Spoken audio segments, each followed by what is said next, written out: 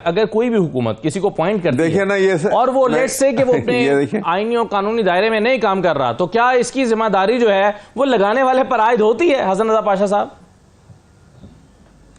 कम अज कम ये जरूर होगा कि जो अपॉइंट करता है उसको अपनी गलती का एहसास नंबर 1 वो होना चाहिए, और नंबर 2 ये है कि उसको ओन क्यों नहीं करते। नहीं सर, गलत क्या था? इलेक्शन कमीशन को लगाना गलत तो नहीं था, वो तो बाद में अगर कोई भी इदारा, मैं ये नहीं कह रहा कि उन्होंने गैर आईनी इकदाम उठाए हैं, लेकिन कोई भी इदारा लगाने के बाद अगर कोई गैर आईनी कदम उठाता है तो ये पहले से कोई बंदा कैसे सोच सकता है कि ये गैर आईनी काम करेगा या आईनी करेगा? असद साहब, बात ये है कि एक चीज तो ये है कि इसको तस्लीम करें कि ये हमारी गलती है, और उनको मेरा ख्याल है कि ये तस्लीम भी किया कि ये बाजवा साहब के कहने पे मैंने लगाया था, इनकी अपनी कोई सोच नहीं थी, अपनी कोई उनकी चाह नहीं थी कि वो इनको अपॉइंट करते। ये बात तो ठीक है। दूसरी बात ये है कि कोई पता नहीं होता पहले कि जिसको हम अपॉइंट कर रहे हैं वो कोई गैर आईनी या गैर कानूनी इकदाम उठाएगा, तो कुछ रिस्पॉन्सिबिलिटी यकीनन उन पे आती है, लेकिन उस बंदे पे भी रिस्पॉन्सिबिलिटी है जिसको लगाया जा रहा है या अपॉइंटमेंट की जा रही है। तो सारा मलबा लगाने वाले पे नहीं, जो वो पोर्टफोलियो एंजॉय करता है उस पे भी मलबा गिरना चाहिए। और मजे की बात यह है कि आप थोड़ा सा पीछे चले जाएं, फरवरी वाले इलेक्शन से 2 हफ्ते 3 हफ्ते पहले, जब पाकिस्तान बार काउंसिल ने एक डिमांड की थी कि इलेक्शन कमीशन ऑफ पाकिस्तान जो मौजूदा है, चीफ इलेक्शन कमिश्नर, इनकी मौजूदगी में इलेक्शन फ्री एंड फेयर नहीं हो सकता, तो आपको याद होगा कि यही दोस्त जो हमारे पीटीआई के हैं उन्होंने बड़ा सख्त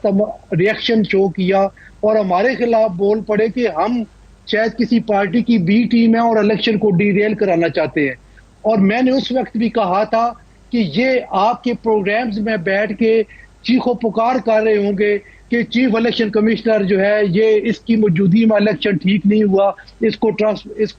इसको फौरी तौर पे हटा दिया जाए। और आज ये मुतालबा पीटीआई बड़े शद्दोमद के साथ दोहरा रही है कि चीफ इलेक्शन कमिश्नर इस्तीफा दे दे या इनको इस ओहदे से हटाया जाए। तो कहने का मतलब ये है कि लगाने वाला भी, अपॉइंटमेंट करने वाला भी इतना ही जिम्मेदार है जितना वो जिम्मेदार है कि जिसको लगाया जाता है।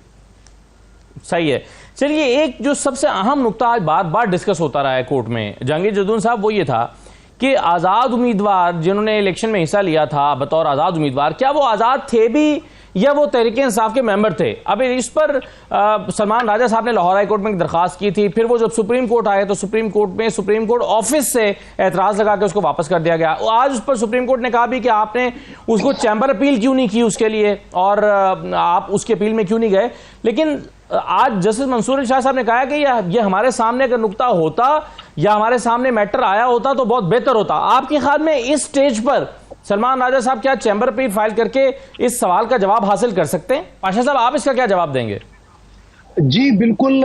ये बड़ा rightly supreme court of Pakistan ने पॉइंट आउट किया सलमान अकरम राजा साहब को कि आपने अपील उसकी क्यों नहीं की। और एक मैकेनिज्म मौजूद है, रूल्स हैं सुप्रीम कोर्ट के, उनके तहत अगर कोई ऑफिस ऑब्जेक्शन होता है तो वो फिर एक रिक्वेस्ट पिटिशनर भेजता है कि जी कि एज इट इज इसको पुट अप किया जाए कोर्ट में। और सुप्रीम कोर्ट में तो ये होता है कि उसकी बाकायदा अपील प्रोवाइडेड है जो कि एक सिंगल जज चैम्बर में उसकी समाअत करते हैं, और उसके बाद वो समझते हैं कि ये ऑब्जेक्शन रूल्ड आउट किया जा सकता है तो उसको बेंच के सामने और जुडिशियल साइड पे डिसाइड करने के लिए लगा देते हैं। तो ये इनकी तरफ से कोताही की गई है और उसका खमियाजा आप भुगत रहे हैं। 2 चीजें जो बड़ी इंपॉर्टेंट है, एक जो क्वेश्चन बार बार ऑनरेबल चीफ जस्टिस साहब ने किया कि दोनों पार्टीज का स्टेटस एक जैसा था, सुन्नी इत्तेहाद काउंसिल और पीटीआई का, दोनों ने इलेक्शन नहीं लड़ा, दोनों के सिंबल पे या दोनों के नाम पे किसी भी उम्मीदवार ने इलेक्शन नहीं लड़ा 8 फरवरी को। उसके बाद जब ज्वाइन करने की बारी आई तो आपने सुन्नी इत्तेहाद काउंसिल को क्यों प्रेफरेंस दी, आप पीटीआई को क्यों नहीं ज्वाइन किया, जबकि ऑलरेडी आप पीटीआई के प्लेटफॉर्म से आप एक लिस्ट पूरी दे चुके थे, नंबर 1। नंबर 2, उसका स्टेटस भी सुन्नी इत्तेहाद काउंसिल की तरह ही एट पार था, यानी कि ना पीटीआई के सिंबल पे या पीटीआई के नाम पे किसी ने इलेक्शन लड़ा और ना ही सुन्नी इत्तेहाद कौंसिल के नाम पे दोनों ऑप्शंस आपके पास मौजूद थे, दोनों पार्टीज का स्टेटस सेम था, बिल्कुल सही है, जा सकते थे। लेकिन उस वक्त जो हालात थे उसमें जहांगीर जदून साहब, आज तो हम ये बहस कर रहे हैं और सुप्रीम कोर्ट भी कर रही है कि उस वक्त पीटीआई में शमूलियत का फैसला क्यों नहीं किया, लेकिन उस वक्त जिस किस्म के पीटीआई के लिए हालात थे और उसमें इलेक्शन कमीशन खुद उन आज़ाद उम्मीदवारों को भी नोटिस कर रहा था कि आप अपने नाम के साथ, अपने बैनर के साथ पीटीआई का झंडा क्यों लगा रहे हैं, आपको डिस्क्वालीफाई कर दिया जाएगा, आप तो पीटीआई का झंडा नहीं लगा सकते अपने नाम के साथ, ना पीटीआई का उम्मीदवार लिख सकते हैं, आप तो आज़ाद उम्मीदवार हैं। क्या ऐसे माहौल में ये इलेक्शन, ये फैसला दुरुस्त था पीटीआई का, या वही करना चाहिए था जिसकी तरफ आज चीफ जस्टिस काजी फैसला या जस्टिस मंसूर जो है तवज्जो दिला रहे हैं? कौन सी पार्टी को पावर में लाना है, कौन किसी पार्टी को आउट करना है, जो लोग ये काम करते हैं पीछे, उन्होंने बड़ी प्लानिंग की होती है किस तरह काम करना है, किस तरह आगे। इलेक्शन कमीशन जो है वो कब मेरिट पे, 2018 में इलेक्शन कमीशन ने जो आरटीएस बिठाया था वो मेरिट पे फैसला था। वो इलेक्शन का कमीशन भी वही काम करता है जो उसको पीछे से कहा जाता है। ये अब देखे ना, ये इसमें नुक्ते निकाले जी, आपने ये नहीं किया, चैम्बर अपील नहीं किए, उधर उठ के इधर बैठ के, ये तो काम अगले 2 साल और चलते रहेंगे कि आपने ये गलती की है। पर सुप्रीम कोर्ट ने ये देखना है कि सब्सटेंशियल जस्टिस जो है किसी पार्टी को डिनाई किया गया है तो उसको आप किस तरह आप जो है वो इंसाफ दे सकते हैं। अगर नहीं दे सकते तो उसको बता देंगे कि जी आपका आईन और कानून के मुताबिक कोई नहीं बनता। सुप्रीम कोर्ट को इसीलिए 187 की पावर दी गई कि आप कंप्लीट जस्टिस करें। आप देखते हैं किसी का एक अदारे ने गलत काम किया, जब तक आप इंडिपेंडेंट इलेक्शन कमीशन नहीं करेंगे उस वक्त तक जो है ना वो आप ना पॉलिटिकल प्रोसेस ना डेमोक्रेटिक प्रोसेस जो है वो आगे स्मूथली चला सकते हैं। ये बस हाइड एंड सीक है, ये गेम चलती रहेगी। पीछे पावर जो है एक्सरसाइज करने वाले लोग हैं कोई और है, आगे सामने कोई और है। तो ये निजाम जो है ना वो सारी दुनिया को पता है कि जो जिस तरह चलाया जा रहा है, जिस तरह इलेक्शन हुआ है, जिस तरह पीछे वाले इलेक्शन हो रहे हैं, तो ये तो बस सबसे बड़ी सही है। इसीलिए शायद आज जस्टिस अतर मिनल्ला साहब ने कहा है कि 8 फरवरी के इंतखाबात के हवाले से जो चीज़ें हैं उस पर तो सो मोटो लिया जाना चाहिए था।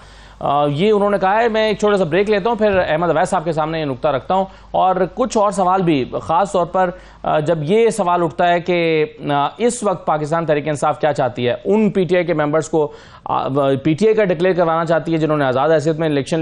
लड़ा, या बाद में फिर उनका जो फैसला था वो सुन्नी इत्तेहाद काउंसिल में चले गए उसको सही साबित करना चाहती है, क्योंकि दोनों के कॉन्सिक्वेंसेज अलग अलग है। कैसे देखते हैं सर आप इन मार्क्स को? क्या आप समझते हैं कि सुमोटो लिया जा सकता है 8 फरवरी के इंतखाबात के हवाले से? देखें, ये तो डोमेन है प्रैक्टिस एंड प्रोसीजर एक्ट के तहत 3 मेंबर्स कमेटी की, जिसमें ऑनरेबल चीफ जस्टिस साहब, जस्टिस मंसूर अली शाह साहब और जस्टिस मुनीब बख्तर खान है। और तीसरी बात है बड़ी इंपॉर्टेंट है कि अगर कोई ऑनरेबल जज सुप्रीम कोर्ट का वो चाहते हैं कि सुओ मोटो लेना चाहिए चीफ जस्टिस साहब को, तो वो अपना नोट पुट अप करके भेज सकते हैं और चीफ जस्टिस साहब अकॉर्डिंग 3 मेंबर्स कमेटी के सामने रख के सुओ मोटो लेने का जो है इख्तियार है वो इन्वोक कर सकते हैं। तो ये मेरा ख्याल है कि ऑनरेबल जस्टिस अतर मिनल्ला साहब को उस वक्त ये प्रोसीजर अडॉप्ट करना चाहिए था मेरी समझबूझ के मुताबिक, जो कि उन्होंने भी नहीं किया। बिल्कुल उन्होंने पॉइंट आउट ठीक किया है कि कुछ ऐसी रेगुलरिटीज थी जिनकी बुनियाद पे सुओ मोटो लेना चाहिए था, लेकिन जहां पे कोई किसी ऑनरेबल जज साहब की तरफ से अगर कोई कोताही हुई है तो इसका भी खमियाजा अब पीटीआई भुगत रही है लामुआला तौर पे। और बड़ी एक और इम्पॉर्टेंट चीज जो हेयरिंग के दौरान आई है असदुल्ला साहब, वो बड़ी इंपॉर्टेंट है कि पूरे इस प्रोसीडिंग्स में जो कि एग्रीव्ड पार्टी है वो पीटीआई है, और पीटीआई किसी हवाले से भी कोई सीपीएलए फाइल नहीं की, कोई 184(3) की पिटीशन नहीं फाइल की, और ना ही उस ऑर्डर को पीटीआई ने चैलेंज किया है। जो भी चैलेंज किया है वो है सुन्नी इत्तेहाद काउंसिल ने। तो क्यों सब लोग बार बार पीटीआई की बात करते हैं, करें बात सुन्नी इत्तेहाद काउंसिल की, जब नोइंगली 87 लर्नड मेंबर्स ने, इलेक्टेड मेंबर्स ने सुन्नी इत्तेहाद काउंसिल को चुन लिया अल्टीमेटली अपनी पार्टी की बुनियाद पे। तो what to talk about PTI? No doubt अखलाकन पीटीआई के फॉर्म्स उन्होंने फिल किए थे और उनको पीटीआई का ही कैंडिडेट तस्वर किया जाना चाहिए था, लेकिन ग्राउंड रियलिटीज डिफरेंट हैं। ग्राउंड रियलिटीज ये है कि उनका स्टेटस आजाद के तौर पे था, आजाद हैसियत में उन्होंने इलेक्शन लड़ा, लेकिन वो ये कहते हैं आजाद हैसियत सर, वो कहते हैं ना, वो कहते हैं कि हमारा पार्टी एफिलिएशन का सर्टिफिकेट लगा हुआ था। अलग बात है कि सिंबल नहीं मिला, हम पार्टी, इसका मतलब ये नहीं है कि पार्टी, यही तो सलमान राजा साहब की पिटीशन थी।